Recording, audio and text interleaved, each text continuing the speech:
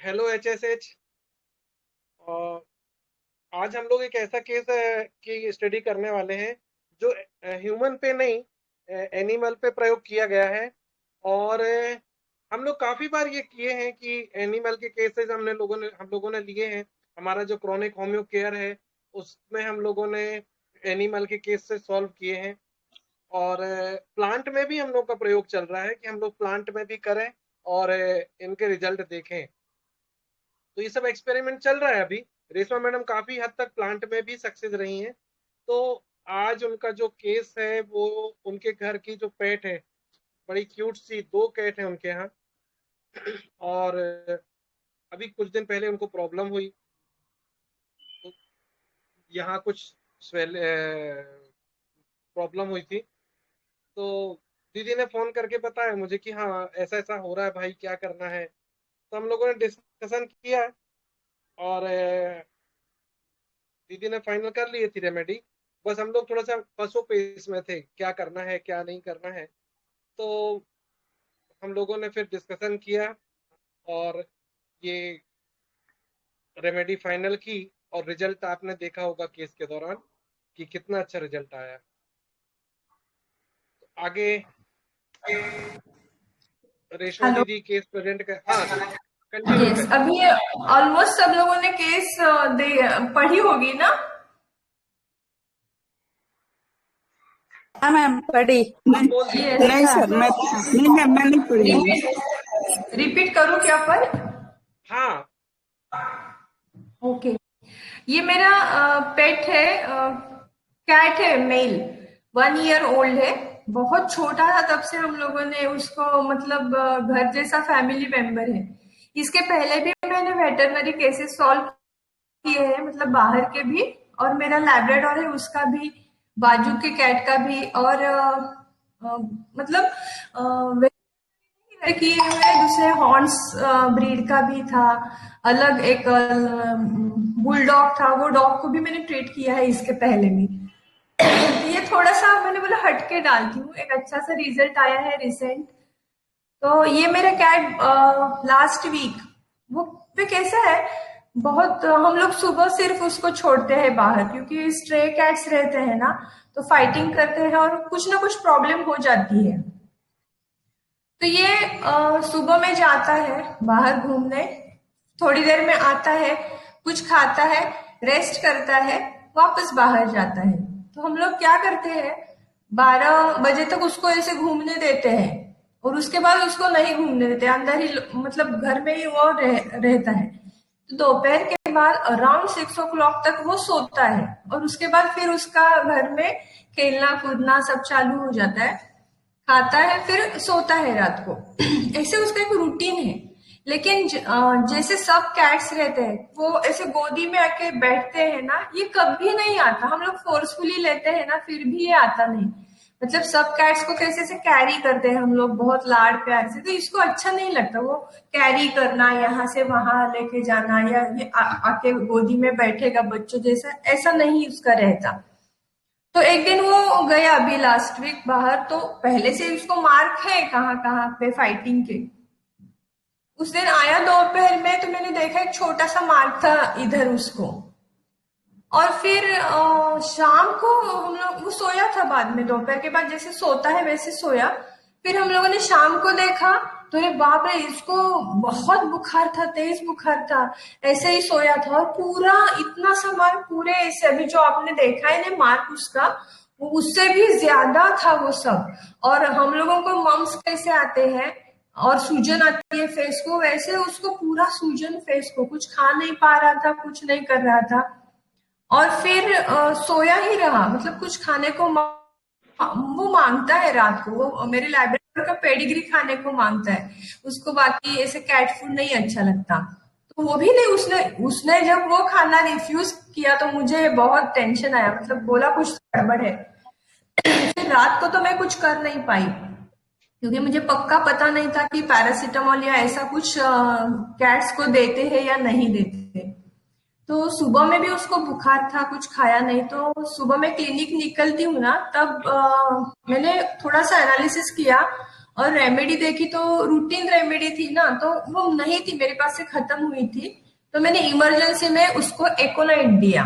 एकोनाइट देने के बाद उसका फीवर थोड़ा थोड़ा कम हुआ। मैं क्लिनिक गई, लेकिन जाते टाइम बोला कि वेटरनरी को दिखा के जाती हूँ। वो बास्केट रहता ना, उसमें पैक कर दिया और बोला अभी दिखाने को लेके जा रहे थे। तो वो गेट में से ही 2-3 बार वापस घर में आया। तो मैंने बोला जाने दो, I will just visit wait, और उसके बाद अगर आई मिलती है वो देखती हूँ। तो वेट ने बोला नहीं नहीं मैम, दिस इज इमरजेंसी, आप उसको लेके आओ, पूरा सपुरेशन हुआ है उसको, वो निकालना ही पड़ेगा, ड्रेन करना पड़ेगा, उसको कुछ खाना मत खिलाओ, मतलब एनेस्थेशिया देना पड़ेगा। फिर हम लोग वुंड के अंदर बेटाडीन के गॉल्स रखते हैं ना, वैसे उसको रखना पड़ेगा। मैं तो पूरा टेंशन में गई। मैंने बोला अरे इतनी सी तो छोटी सी नन्ही जान, तो उसको ये सब प्रोसीजर करेंगे कैसा चलेगा, और फिर हील होने में भी बहुत टाइम जाएगा। तो मैंने बोला ठीक है, मैं मेरी रेमेडी कंफर्म थी। फिर भी अशोक भाई ने बोला कि हम लोग डॉक्टर अचिंतो सर से बात करते हैं, हम लोग ऐसे रूटीन बात करते हैं, कभी इमरजेंसी होगी। तो मैंने अचिंतो सर से बात की, तो सर ने पूछा सब, और मेरी रेमेडी और सर की रेमेडी मैच हुई, मतलब वही रेमेडी सर ने बोला। मैंने बोला इमीडिएट घर जाके मैंने उसको जो रेमेडी है, अभी मैं डिस्क्लोज करती हूँ, बेलाडोना देने को बोला। Almost all reach to belladonna, very nice, congratulations all who said belladonna. लेकिन ओपीएम और hyoscyamus is coming parallel with ignatia I think. तो भारती मैम ने अर्श में फर्स्ट बोला है बेलाडोना, और उनका चार्ट मेरा चार्ट सेम है। तो कैसा है कि बेलाडोना 200 दिया मैंने उसको, मतलब कितना फोर्सफुली, और गन पाउडर 2 टैबलेट, 3x की 2 टैबलेट्स 2 डेज मैंने दी उसको 3 टाइम्स, क्योंकि इन्फेक्शन बहुत था उसको। 200 बेलाडोना देने के बाद दोपहर में मैं क्लिनिक 2:30-3 बजे उसको दिया। फिर उसके बाद शाम को उसका फीवर बिल्कुल नहीं था। शाम को उसने खुद खाना मांगा, जैसे हर दिन ऐसे बहुत बढ़िया से मांगता है, तो खाना मांगा। तो हम लोग बोले यार अभी तो ठीक हो गया ये। दूसरे दिन क्या हुआ, फीवर वापस आया नहीं उसको, लेकिन दूसरे दिन वो जो इधर से सब स्वेलिंग था, तो वहां से थोड़ा उसको पस ड्रेन होना चालू हुआ।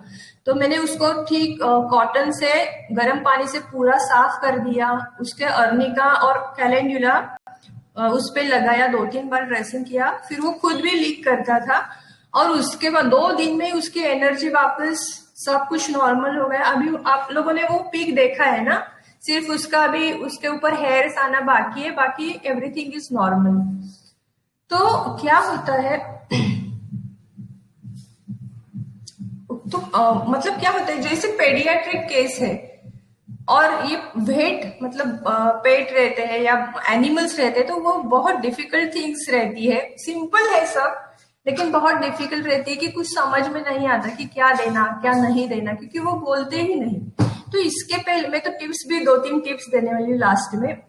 तो इसके पहले मैंने शायद केस किसी से डिस्कस किया था, एक और बिल्ली का था, तो उसको भी दे के बहुत बढ़िया रिजल्ट मिला था, वो अलग रेमेडी थी। और डायरिया के डॉग्स में 2-3 बार डायरिया का किया था, और एक को तो जॉन्डिस और स्किन का प्रॉब्लम था, वो 10 दिन में खाना ही नहीं खाया था, आईवी पे ही था। तो वेट ने रेफर किया था। आफ्टर होम्योपैथी एडमिनिस्ट्रेशन दूसरे दिन से ही उसने खाना स्टार्ट कर दिया था डॉग ने। तो मतलब बहुत बढ़िया रिजल्ट आते हैं। और आई थिंक हम लोग सर बापू सर के यहाँ ऊपर तो बहुत सारे लोग एनिमल्स को होम्योपैथी खिलाते थे, बराबर है सर? उधर कोंकण के ऊपर घाट माछा लाइक उधर Kolhapur and all that in Paschim Maharashtra I think. तो वहां बहुत सारे देते। पोल्ट्री के फार्म्स रहते हैं, तो पोल्ट्री वालों को एक बहुत बड़ा डिसीज होता है कि उनको मतलब मुर्गियों को डायरिया होता है, डिसेंट्री होता है, ब्लडी म्यूकस, और एक झटके में सब मर जाते हैं। उनके लिए खास टिप्स है मेरे पास एक। तो लाइक अभी केस डिस्कस करते हैं। तो ये जो मेरा पेट है, जो कैट है, तो ही इज वेरी लाइव, मतलब वो जब रहता है तो हम लोग सब खुश होते हैं, बहुत बढ़िया से खेलता है, लेकिन कभी गोदी में आता नहीं। खुद को वो कभी कैरी करने को बोलता नहीं। अदरवाइज आप कैट देखेंगे तो कैट बहुत ही सेल्फिश एनिमल है, उसको प्यार करके लेना पड़ता है, उसको कैरी करना पड़ता है। लेकिन ये कैट को ऐसा कुछ नहीं चाहिए। तो मैंने एवर्जन लिया था, carry desire to be aversion, वो एक रूब्रिक है। हाँ, उसमें बहुत कम रेमेडीज है, 4-5 रेमेडी है, उसमें बेलाडोना है। दूसरी चीज क्या लिया था, बहुत लोगों ने फियरलेस लिया, और क्या लिया, करेजियस लिया। मैंने ऑडेसिटी लिया था, उसमें ऑडेशियस है ये कैट, मतलब जो सामने होगा तो उसको उसका कुछ डेयरिंग करके वो जाएगा, डैशिंग बंदा है तो वो अपना स्पिरिट हाई करके ऑडिशियसली जाता है हर दिन बाहर। अदरवाइज कोई दूसरा हो, ये तो सबसे छोटा उधर है कैट, तो वो दुम भगा के आ जाता, लेकिन ये नहीं, ये हर दिन जाता है। उसको मालूम है कि मुझे आज जाके भी फाइट करना है, उधर उधर सब होगा और फिर मैं घर वापस आऊंगा, तो वो फाइट करके आता है। किसी किसी ने फाइट डिजायर भी लिया है, आई थिंक फाइटिंग स्पिरिट वाला है तो। और फिर क्या करता है, ये आता है और सो जाता है, रिलैक्स एकदम सो जाता है, खाने का फिर सोने का, खेलने का। इसका मतलब ये बहुत ही लाइट टाइप का, इसको कुछ लोड ही नहीं है, कुछ मुझे टेंशन ही नहीं जैसा है, लाइट टाइप का रहता है। मतलब ये कभी भी कुछ भी ऐसे म्याऊं के दिन भर नहीं रहता। जिस उसको जब खाना चाहिए वही, उसको पता है मैं मांगूंगा या टाइम पे मिल जाएगा, खेलूंगा, सोऊंगा, बाहर जाके फाइट करूंगा, वापस आ जाऊंगा। लाइक तो मैंने लाइट भी लिया था और ऑडेशियस लिया था और एवर्जन टू कैरी। बाकी बहुत सारे एस्केप डिजायर भी लिया था, बहुत मतलब रेट्रो में सारे सारे रूब्रिक्स आए हैं यहाँ। तो बेलाडोना 200 देके फिर बेलाडोना 200 देके वो बहुत ठीक हुआ था। तो यही केस था आज का। मतलब कोई भी भेट को आप प्रॉपरली देखेंगे ऑब्जर्वेशन पे तो हम लोग ट्रीट कर सकते हैं। अभी बेलाडोना नेचुरली ही वाइवाशियस प्लेफुल रहता है, प्लेइंग डिजायर में रहता है। प्लेफुल में क्या रहता है कि वो किसी भी चीज से खेल सकते हैं वो लोग, मतलब बच्चा भी लेंगे तो प्लेफुल होगा, तो उसका इनबॉर्न नेचर है कि प्लेफुल है वो, तो किसी भी चीज से खेलेगा। पेन देंगे, पेन से खेलेगा, वो निकाल के देंगे तो वो अलग कोई भी चीज लेके वो खेल सकता है। टचिंग इम्पेल टू टच, मतलब किसी भी हर एक चीज को वो देखेगा इधर, मतलब हाई एनर्जी में बच्चा रहता है। अभी ये बुखार के टाइम सोया हुआ था, बराबर है, तो same we can observe in kids also. जब वो बहुत सा बुखार होगा तो तभी आके सोएंगे वो बेलाडोना वाले, तभी आके सोएंगे। और अदरवाइज दे वांट अम्यूजमेंट, सिर्फ खेलेंगे या अम्यूजमेंट में उनका जी रहेगा, तब तक वो बिल्कुल सोएंगे नहीं। कितना भी आप बोलो वो सोते नहीं। लेकिन जब उनको बुखार आएगा तो उनको समझ में नहीं आता कि कितना बुखार है, क्या है, सिर्फ जाके सोने का यही रहता है। अभी प्लेफुल में आई थिंक कॉक्यूलस, बेलाडोना ये आ जाते हैं बच्चों में से। तो बेलाडोना में कैलकुलेटिंग मैथ्स इनएबिलिटी है और कॉक्यूलस में एबिलिटी है। ये दो इंपॉर्टेंट डीडी है कॉक्यूलस और बेलाडोना के। मतलब दोनों जाके सोएंगे, कॉक्यूलस डल होगा, हमको पता नहीं चलेगा, लेकिन कॉक्यूलस को पता होता है, खेलता है वो बहुत, लेकिन कब मुझे जाके सोना है वो पक्का कॉक्यूलस को पता है, क्योंकि एबिलिटी, मैथमेटिक एबिलिटी में है। और ये बेलाडोना का पता नहीं चलता, वो बहुत ज्यादा होगा, अब उसका पुअर फीलिंग स्टार्ट होगा, तभी आके वो सोएगा बच्चा। दैट ये बेलाडोना के लिए होता है। लाइट तो आप सब लोगों को, बेलाडोना तो सब लोगों को पता है, लेकिन जो प्रैक्टिकल एप्लीकेशन है वो केस, इसलिए मैंने वो केस शेयर किया था कि हम लोग कोई बात नहीं कर सकता, फिर भी जैसे पीडियाट्रिक्स हम सॉल्व करते हैं वैसे ही भेट में भी हम सॉल्व कर सकते हैं। ओके, किसी को डाउट होगा? बहुत सारे रूब्रिक्स बहुत बढ़िया लिए हैं, तो वो देखेंगे क्या? और कुछ ये फाइट वांट्स टू है। हाँ, अभी हायोसाइमस का बहुत लोगों ने लिया तो उसका हम लोग देखेंगे। बेड रिमेन टू डिजायर लिया बहुत लोगों ने। तो हम लोग क्या करते हैं, जो सोता है जाके हम लोग सीधा बेड रिमेन डिजायर ही लेते हैं, नहीं सोने का मन करता है रेस्ट डिजायर लेते हैं। तो डायरेक्टली वो रूब्रिक्स में जाएंगे तो फर्स्ट आते हैं कि bed remain desire in bed में बहुत सारे रेमेडीज है, हर एक का बेड अलग रहता है। तो हायोसेमस का बेड क्या रहता है, जहां से मुझे कोई फंसाएगा नहीं, जहां मैं सेफ हूँ, जो कंडीशन अभी मेरी है वो कंडीशन में ही मैं ठीक हूँ, दैट इज बेड फॉर हायोसेमस। मतलब एक पे ट्रस्ट है तो मैं वही फॉलो करूंगा, दूसरा कुछ नया नहीं ट्राई करूंगा। ये बेड हायोसाइमस का रहता है। लेकिन हायोसाइमस मुझे नहीं लगा, क्योंकि हम लोग उसको कभी बिट्रेयल फील लाया ही नहीं, मतलब उसको वो पूरी तरह हम पे डिपेंड रहता है।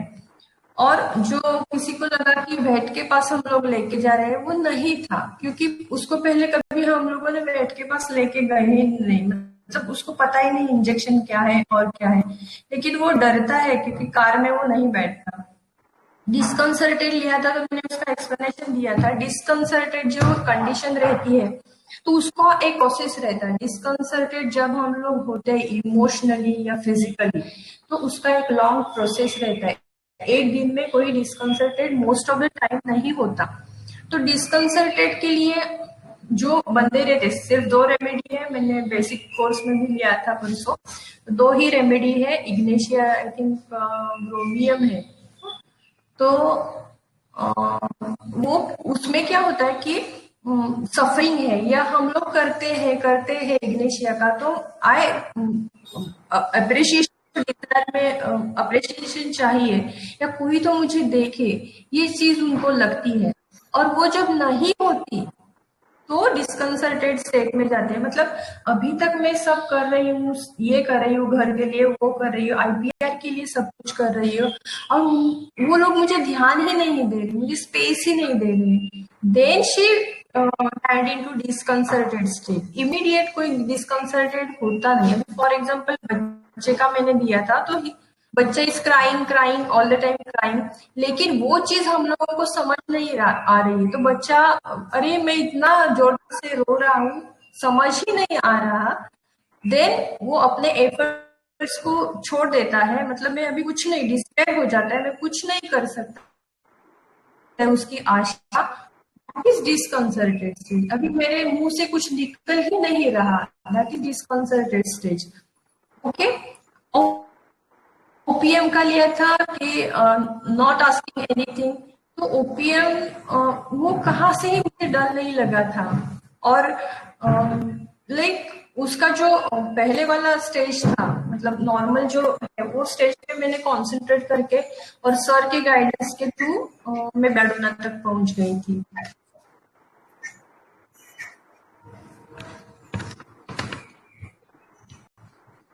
मैंने बताया अभी कि हम लोग एनिमल पे भी yes Anshu madam yes mike mute yes. कर लीजिए।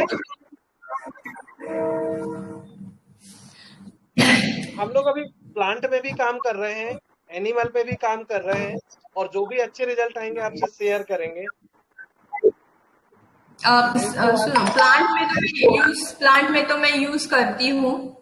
समझो फूल नहीं आ रहे आपके प्लांट्स को, फ्लावर्स नहीं आ रहे, तो आप सिलिशिया 6x दे के देखो। मतलब जो गमला रहेगा तो उसमें 6x सिलिशिया के वो छोटे छोटे आते हैं ना, जैसे 3x वाले, वो डाल के देखो, फ्लावरिंग हो जाएगा।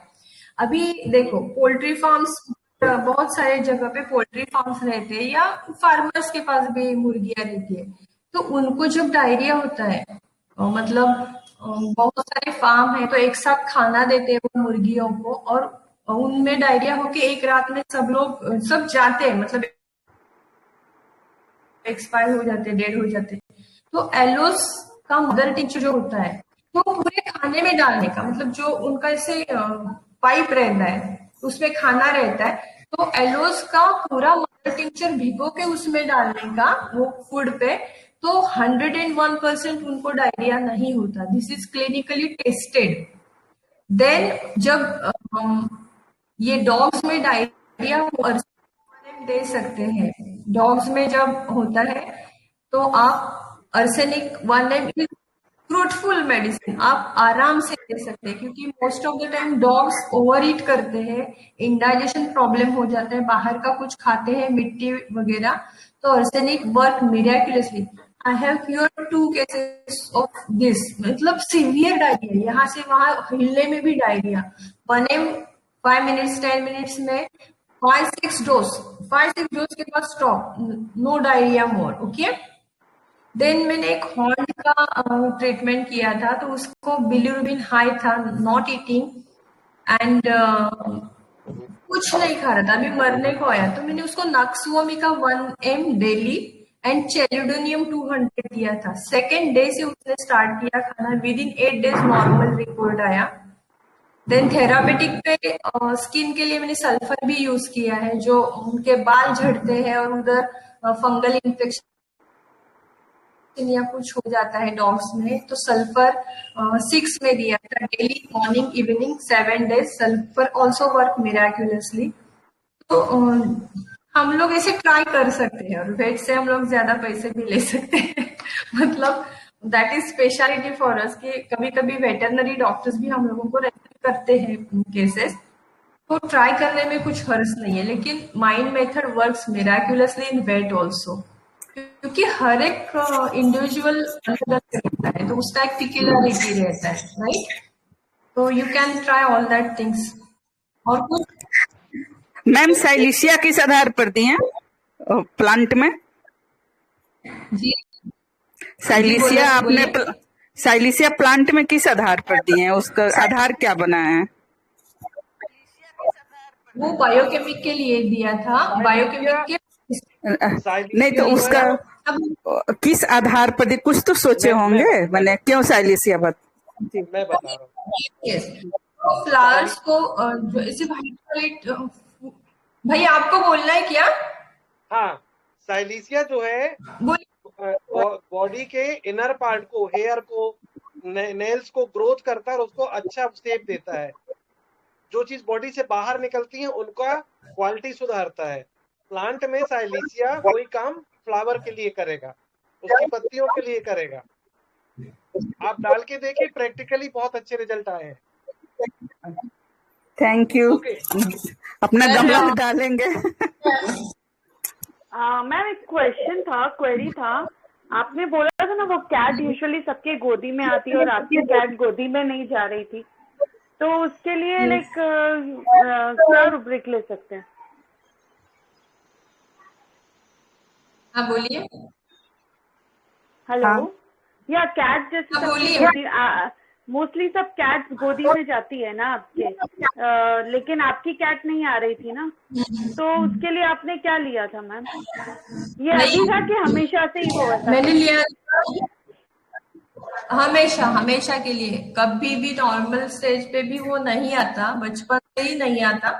कितना भी हम लोग फोर्स करके ले लो तो कभी नहीं। अदरवाइज हम लोग देखेंगे तो हम ऐसे बैठेंगे तो कैट धीरे से आके हमारे गोदी में बैठे, दिस इज वेरी नॉर्मल। तो ये एबनॉर्मल था, मतलब कैट्स ऑलवेज बोलती है कैरी करो। इवन हम लोग रील्स देखेंगे इंस्टा पे तो कैट बोलेंगे मुझे ऐसे उठा के लेके जाओ या कैरी करो। तो मैंने कैरी एवर्जन टू कैरी लिया था, उसमें बेलाडोना है। बेलाडोना दोनों में है, carry desire to be carry में भी बेलाडोना है और एवर्जन में भी बेलाडोना है, दोनों में बेलाडोना प्रेजेंट है। देखिए। यस, वही actually my query was that only, कि कैरी डिजायर में तो बेलाडोना है तो एवर्जन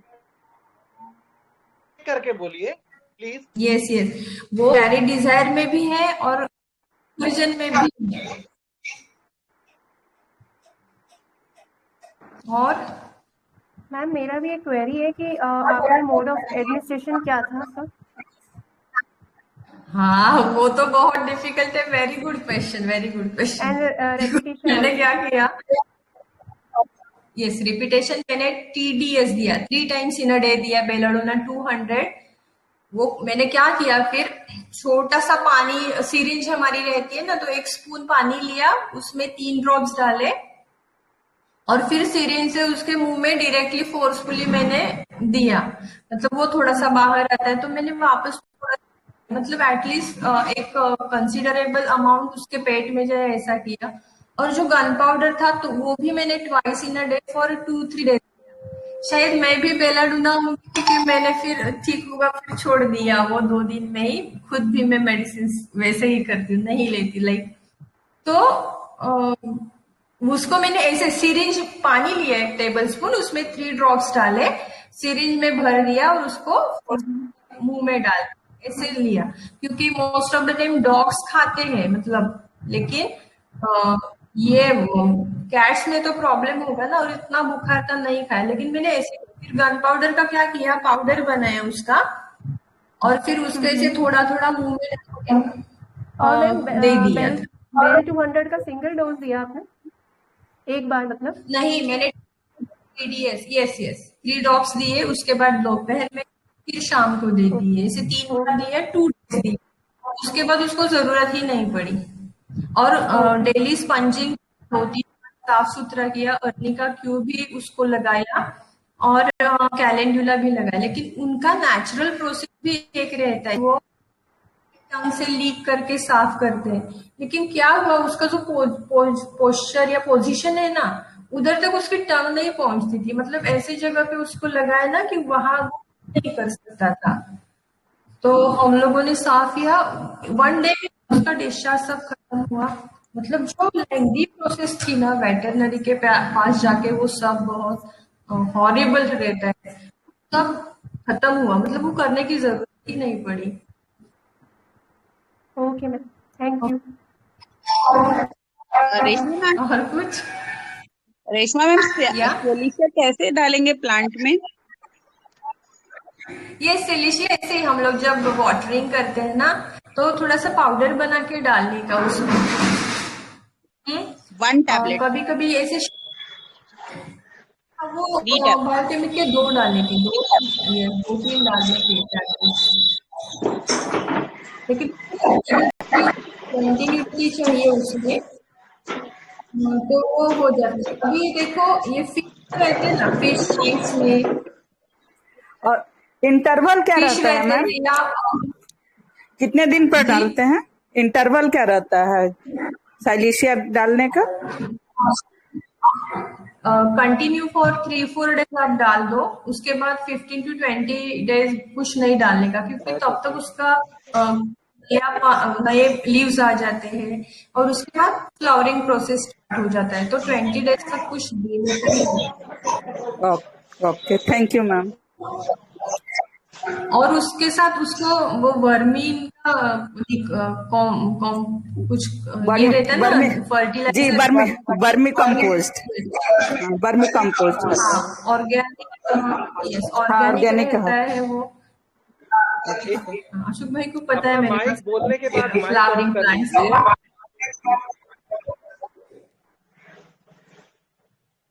हेलो मैम, मेरा एक क्वेश्चन है। ये जो अभी यस आप यस पेट्स में बता रहे थे, ये डॉग्स के लिए, ये डॉग्स में एक वो डायरिया होता है जिसको पार्वो कहते हैं, पार्वो। उसमें ब्लडी डायरिया होता है। उसमें क्या ये एलो काम करेगा, या कि आर्सेनिक वगैरह, या कोई आपका कुछ एक्सपीरियंस है मैंने प्लीज? देखो टोटली एक्सपेरिमेंट पे बेस है, हम लोगों को कहाँ लिखा नहीं है। तो मैंने तो दो बार अर्सेनिक दिया था, बहुत बहुत वर्स्ट डायरिया था। और मैंने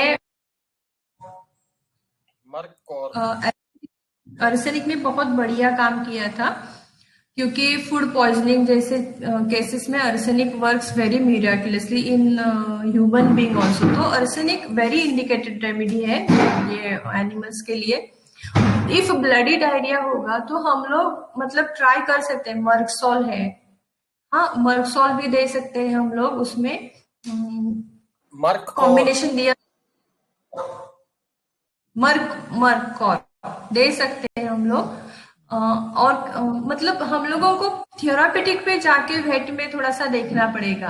अभी एग्नेस कास्टिस है, agnus castus is a remedy for this cows buffaloes for milking. Milk नहीं दे रही है आफ्टर डिलीवरी, उनका काफ होने के बाद, तो आप एग्नेस कास्टिस दे सकते हैं उनको। It is good remedy in human being also, लेकिन हम लोग माइंड पे करते हैं तो वैसे नहीं देते। लेकिन एग्नेस वर्क्स मिराक्युलसली इन एनिमल्स।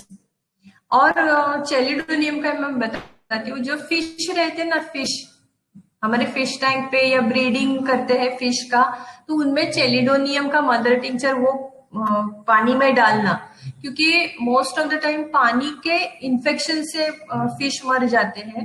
तो chelidonium works very miraculously in fish. Okay, mother tincture की पोटेंसी में थैंक यू मैम। नहीं, मदर टिंचर में चेलिडोनियम फिश को मदर टिंचर में डालना पानी में, एक्वेरियम में मैम डायरेक्ट। एक बढ़िया टिप मैं भी बता रहा हूँ, जो मैं अपने सराउंडिंग्स को फ्री में शेयर बांटता हूँ।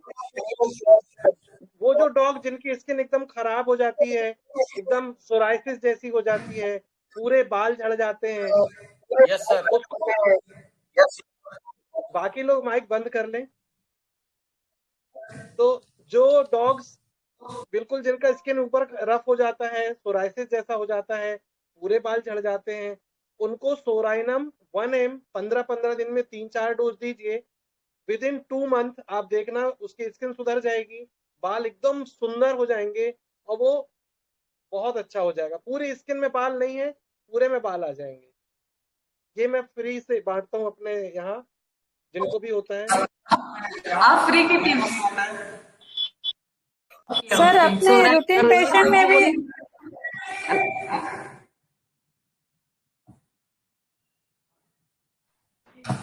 ओके, तो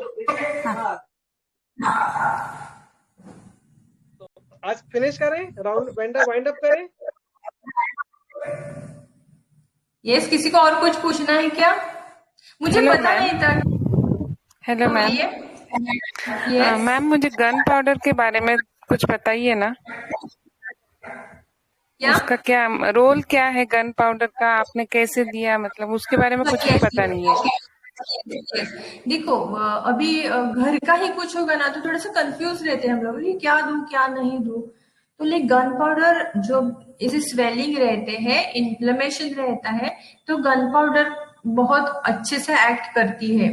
कुछ भी म्यूकस मेम्ब्रेन हो या किधर भी स्वेलिंग हो और इंजुरी में या इन्फेक्शन रहेगा। अभी हम लोग जैसे हाई फीवर है, सेप्टिसेमिया जैसी कंडीशन है, तो हम लोग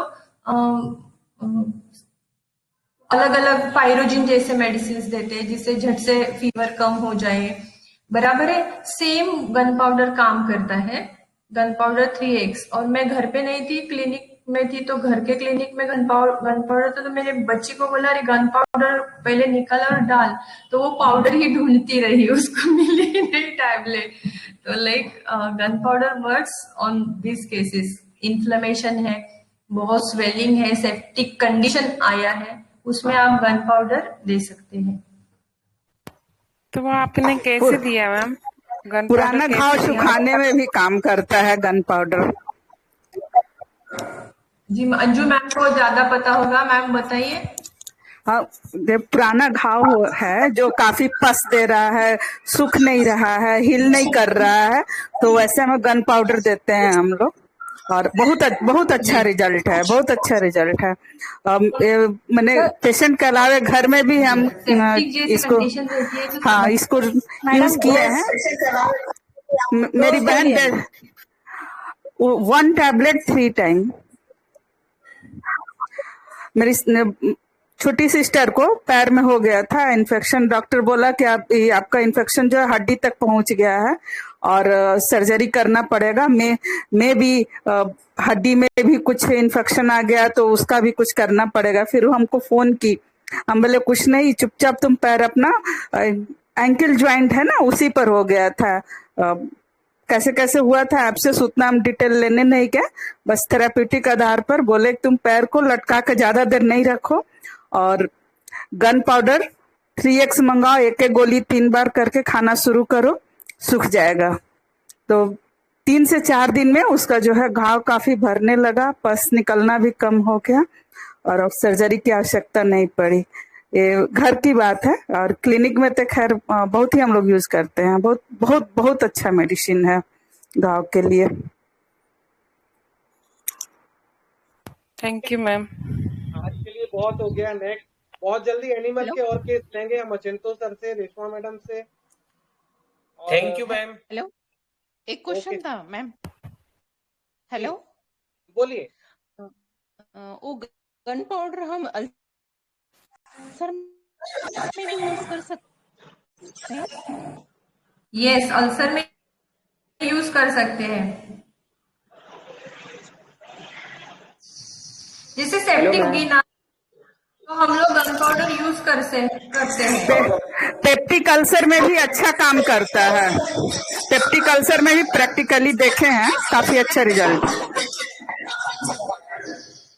हेलो मैम। हाँ, मेरा भी एक क्वेश्चन है। हेलो, हाँ मैम, हेलो। ये बोलिए। हाँ मैम, हम ये हाँ कह रहे बोलिए बोलिए। थोड़ा एक पोल्ट्री फार्म है मैम, तो उसमें 3000 बच्चे हैं सर, और अभी वो अराउंड 20 डेज के हो गए हैं सब, ठीक है मैम। और उन सबको सीआरडी हो गया है, क्रोनिक रेस्पिरेटरी डिजीज, और उसमें यूकेलाई का भी इन्फेक्शन आता है जो सीआरडी में होता है। तो वो इतना छींक रहे हैं सब और खांस रहे हैं सब, सर्दी जुकाम बुखार बहुत आ रहा है उन सबको, लेकिन वो बार बार छींक रहे हैं सब, और उनकी जो आंख है ना, वहाँ पे स्वेलिंग हो जा रही है, और म्यूकस से बहुत ज्यादा ही उन सब का बहुत पतला पानी तो उतना नहीं आ रहा है, बट मतलब ये कई दिनों से परेशान है, और 3000 बच्चे हैं सर। लेकिन तो वो फार्मर को मैं मेडिसिन तो दिया था, लेकिन वो इतना जल्दी वर्क नहीं कर रही है। कौन सा मेडिसिन दिया था आपने? आर्सेनिक दिए थे, आर्सेनिक आर्सेनिक कौन सा दिया था? 30 पावर में, 30 पावर। नहीं, वो आप फिर मदर टिंचर में ट्राई करो उसको। मैम, और वो भी 3000 बच्चे हैं, तो उसके लिए कितना हमको देना पड़ेगा उसका? नहीं, उनका जो खाना रहता है ना, जो बच्चों जी का खाना रहता है ना, तो वो खाने में देने का, तो आप लोगों को ज्यादा क्वांटिटी नहीं यूज करनी पड़ती।